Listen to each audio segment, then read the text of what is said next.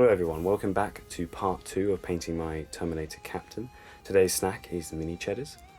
Now, a lot has changed on the miniature since the last video because I forgot to film. So it looks a little bit different. The fur has been completed, all the cape and the cloth has been finished. The cape still didn't turn out how I liked, but I'm just going to go with it. I've got too many other miniatures to paint to spend any more time. The gun is also finished, so today I'm just going to work on the weathering and the washers. The base has also obviously been finished, and I'm going to do the sword as well, and a few little other details such as the 2 shields on his shoulders.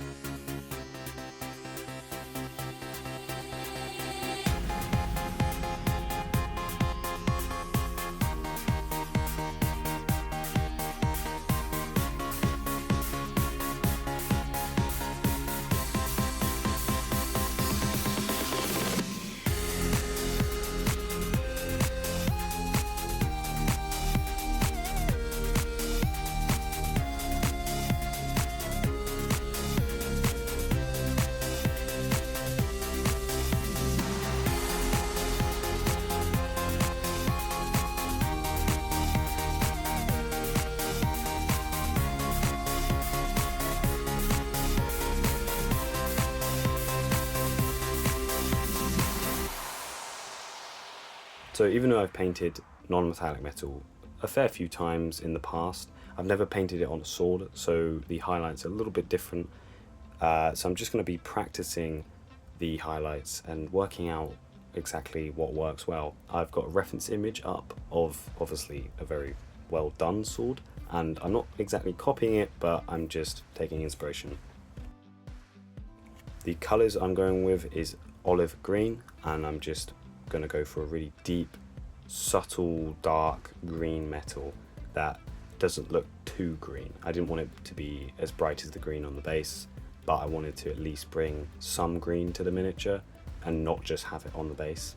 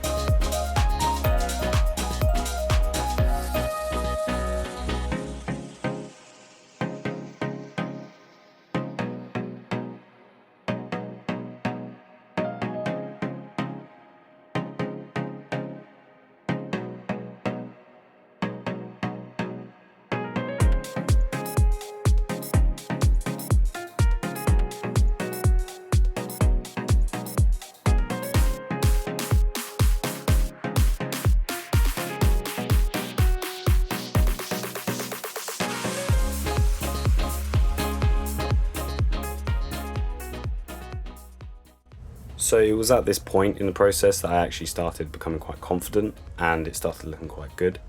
Throughout the time painting this, I would go back to the darker colours and try and blend it more, and then try and blend the light colours.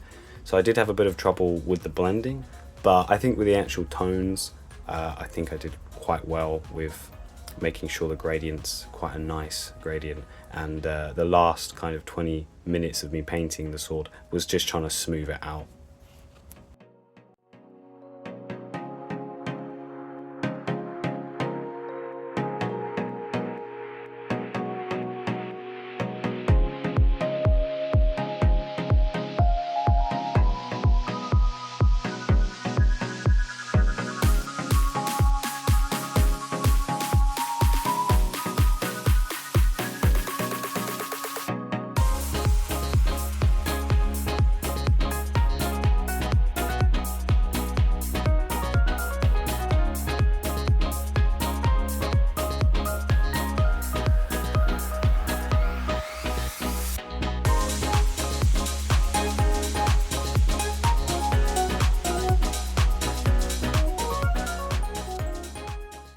So here I'm just adding the final bright highlight, which was pure white and very slightly tinted green white, a mix of those two to create the final highlight.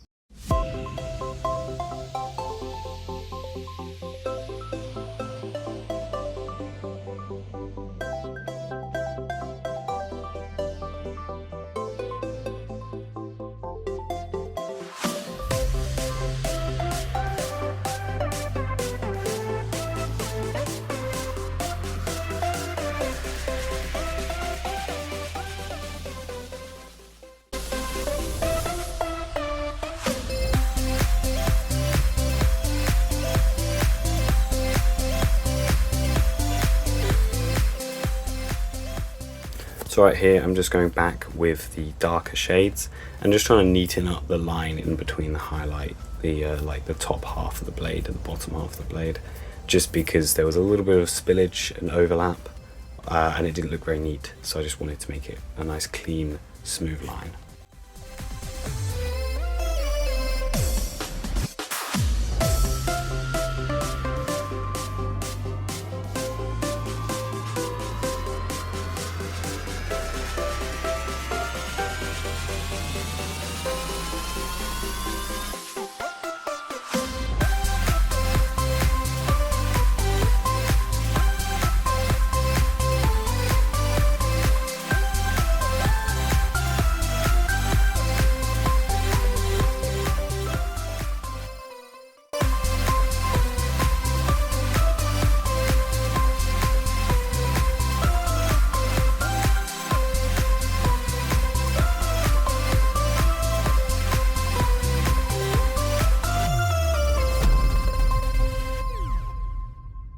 So the final stage of painting the sword is just doing the highlights on the top edge of the sword. I'm not going to bother with the bottom edge because no one's really going to see it. So just going to focus on the top and have the brightest points at either end of the sword and then the darkest points in the middle. Now I will come back later and brighten up the dark point in the middle to quite a bright colour, because looking at reference images I realised all the edges, none of them were particularly that dark. They did have a gradient from high to low, but the low was not very dark, so I did brighten it up at the end.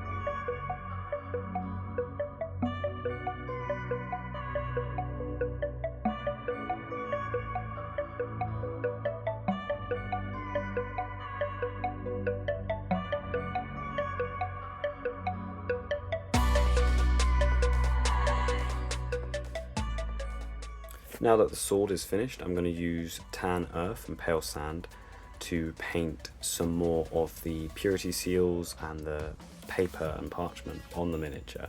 I will then be using a very fine brush with just pure black to add some little lines and words.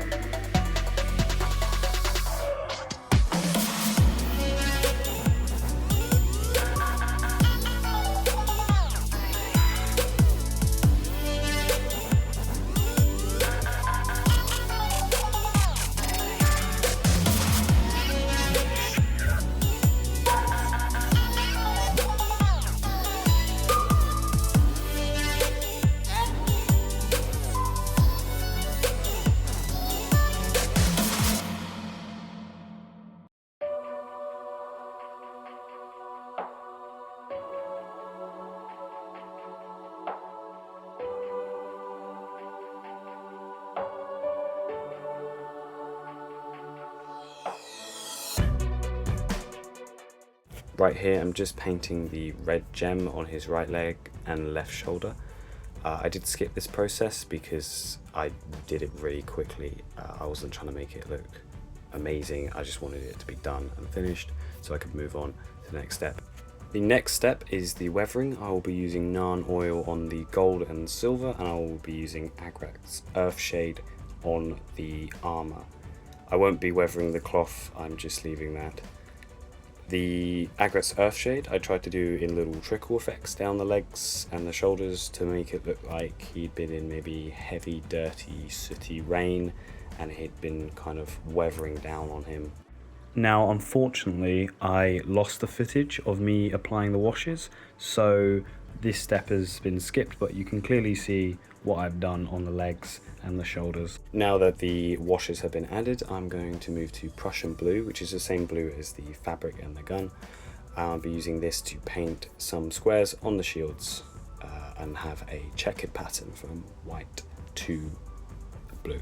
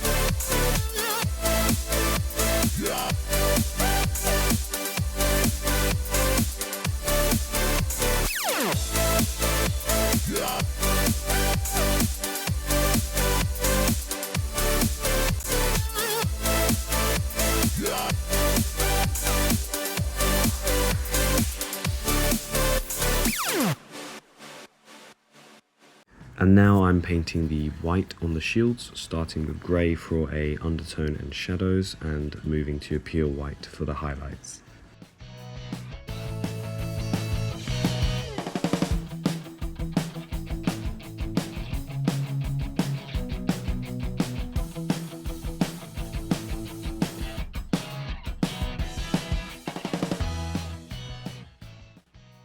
Here I'm just changing the paper for the wet palette because it had become too crowded and I was struggling to mix any colours on it, so I just thought I'd start again.